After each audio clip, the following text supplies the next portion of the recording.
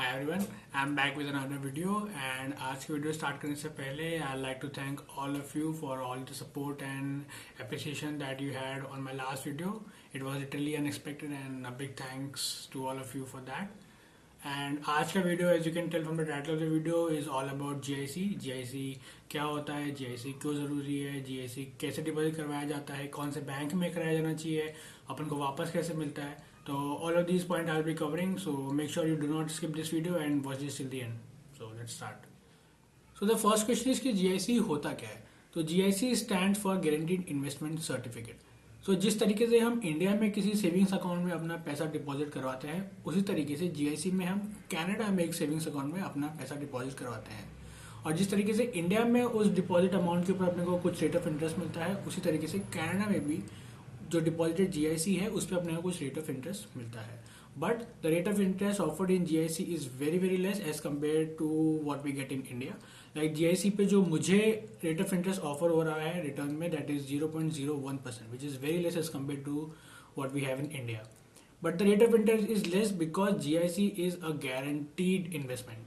That is it is clearly mention on the websites of the banks in Canada कि GIC में आपको किसी भी पॉइंट पे किसी भी तरीके का लॉस नहीं होने वाला है. जो भी पैसा आप GIC में डिपॉजिट करवाएंगे वो आपको 100% वापस मिलने वाला है, including the with some interest. So इसलिए GIC का रेट ऑफ इंटरेस्ट कम होता है बिकॉज वो एक गारंटीड इन्वेस्टमेंट है, उसमें आपको कभी भी कुछ भी लॉस नहीं होने वाला है. सो द नेक्स्ट थिंग इज कि GIC इंपॉर्टेंट क्यों है. सो जब भी कोई स्टूडेंट कनाडा में पढ़ रहा होता है तो दिमाग में एक ही चीज़ होती है कि अपनी पढ़ाई के साथ साथ एक पार्ट टाइम जॉब भी हम सिक्योर कर सकें, जिससे हम अपने खुद के एक्सपेंसेस एटलीस्ट मैनेज कर सकें, जैसे कि अपना अकोमोडेशन, ट्रांसपोर्टेशन, ग्रॉसरीज, वो सब अपन मैनेज कर पाएँ. इसलिए पार्ट टाइम जॉब करना लोग प्रीफर करते हैं. बट सपोज किसी स्टूडेंट को किसी भी रीज़न की वजह से अगर पार्ट टाइम जॉब नहीं मिल रही है तो एटलीस्ट उसके पास वो GIC का अमाउंट होगा जिसकी वजह से वो अपना रेंट, अपना ग्रॉसरीज एटलीस्ट मैनेज कर सकता है.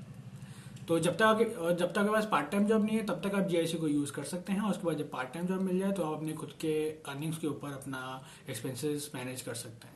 तो this is the importance of GIC कि एक सिक्योरिटी मनी आपके पास हमेशा रहता है कि अगर आपके पास एक पार्ट टाइम जॉब ना हो तो you will have enough funds कि आप अपना बेसिक नेसेसिटीज को हैंडल कर सके. तो this is why GIC is important. So the next thing is कि GIC में कितना अमाउंट डिपॉजिट करवाना पड़ता है और अपन को वापस कैसे मिलता है.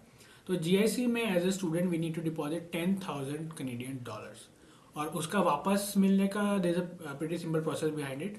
सो जब अपना कनाडा में फर्स्ट मंथ होता है तो फर्स्ट मंथ में अपने को उन 10,000 में से $2,000 मिल जाते हैं, बिकॉज फर्स्ट मंथ के एक्सपेंसेस काफ़ी ज़्यादा होते हैं as compare to the following months. Because first month में अपन को 2 महीने का रेंट देना होता है, नई प्लेस पे सेटल हो रहे होते हैं, जो बेसिक नेसेसिटीज होती है वो सब खरीदनी पड़ती है, बेड, मैट्रेस और whatever. So the first month के expenses are relatively higher as compare to the following month. इसलिए फर्स्ट मंथ में अपन को GIC का एक मेजर पार्ट वापस मिल जाता है.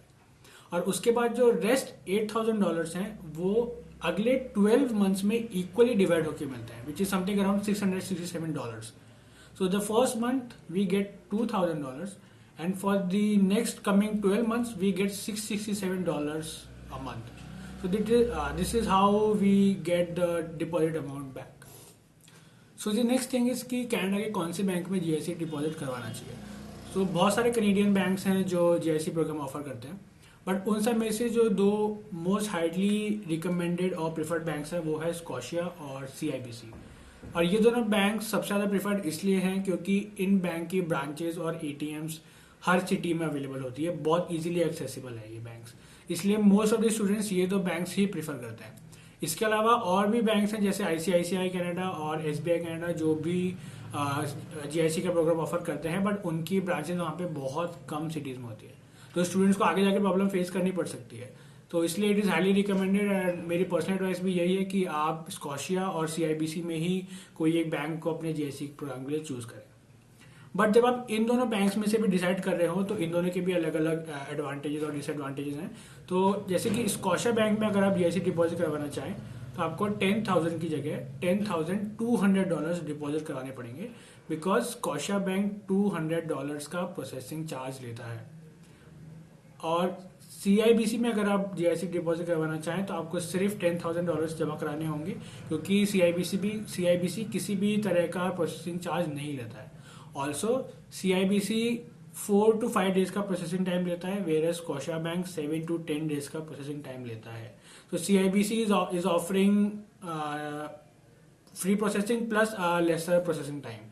So make sure you check out all these things before going for your GIC. So there are a few important things that you should remember while paying your GIC. And the first one is कि जब भी आप GIC पे कर रहे हो तो India में जिस अकाउंट से आप पैसा ट्रांसफर कर रहे हो वो अकाउंट आपका खुद का होना चाहिए, या फिर आपका और आपके फादर या मदर का जॉइंट अकाउंट हो सकता है, बट आपका नाम उस अकाउंट में होना बहुत ज़रूरी है. अगर आपका नाम उसमें नहीं होगा तो जो भी आप GIC भेजेंगे वो वापस आपको रिटर्न कर दिया जाएगा. और सेकेंडली GIC एप्लीकेशन में आप जो एड्रेस डालेंगे वो एड्रेस जो आपका परमानेंट एड्रेस है वो एड्रेस, और इंडिया में आप जिस अकाउंट से ट्रांसफर कर रहे हैं अमाउंट उस अकाउंट में जो एड्रेस है वो दोनों एड्रेस का मैच होना बहुत ज़रूरी है. अगर वो दोनों एड्रेस में किसी भी तरह का मिसमैच होता है तो भी आपको आपका GIC account hand to hand वापस कर दिया जाएगा और आपका पैसा वहाँ पे डिपॉजिट नहीं होगा. सो आपका खुद का अकाउंट होना चाहिए, आपका नाम होना चाहिए अकाउंट में, और सेकेंडली GIC एप्लीकेशन का एड्रेस और जहाँ से आप ट्रांसफर कर रहे हो वो एड्रेस, वो दोनों एड्रेस का मैच होना बहुत ज़रूरी है, वरना आपका GIC रजिस्टर नहीं होगा.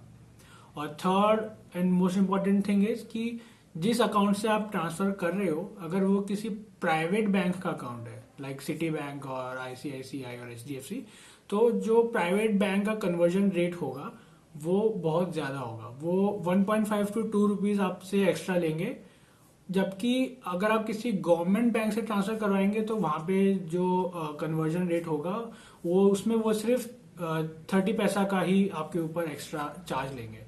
सो अगर आप किसी प्राइवेट बैंक से ट्रांसफर करना चाहेंगे तो कन्वर्जन रेट में आपको लॉस होगा as compare to government bank से करवाए तो make sure you are aware about all these things when you are paying for your GIC. So when you are done with depositing your GIC तो उसके बाद में आपको मिलेगा आपका GIC certificate. So GIC certificate is a very important document और उसमें details होगी आपकी पर्सनल डिटेल्स, आपकी बैंक डिटेल्स, आपने जो भी अमाउंट डिपॉजिट कराया उसकी डिटेल्स, इंटरेस्ट की डिटेल्स, वो सारी डिटेल्स उस GIC सर्टिफिकेट में मेंशन होगी. और ये GIC सर्टिफिकेट आपको आपके वीज़ा एप्लीकेशन में काम आएगा. जब आप कनाडा में लैंड होंगे तो आपको वहाँ पे एयरपोर्ट में इमिग्रेशन में भी आपको ये सर्टिफिकेट दिखाना पड़ेगा. प्लस वो ये सर्टिफिकेट आपको कनाडा में जब आप बैंक को विजिट करेंगे अपना GIC का अमाउंट लेने के लिए तो वहाँ पे भी आपको ये सर्टिफिकेट प्रोड्यूस करना पड़ेगा. तो ये सर्टिफिकेट बहुत इंपॉर्टेंट है और मेक श्योर ये सर्टिफिकेट आप अपने पास अच्छे से ध्यान से रखें और जब भी ट्रैवल करें इस सर्टिफिकेट को ले जाना ना भूलें. And with this, we have covered all the major aspects of GIC. And still, if you have any further comments or queries, please make sure that you drop them below. You can just reach me out on my social handles. And if you found this video informative, please make sure that you drop a like and subscribe to my channel. I'll keep bringing you many more such videos. And until then,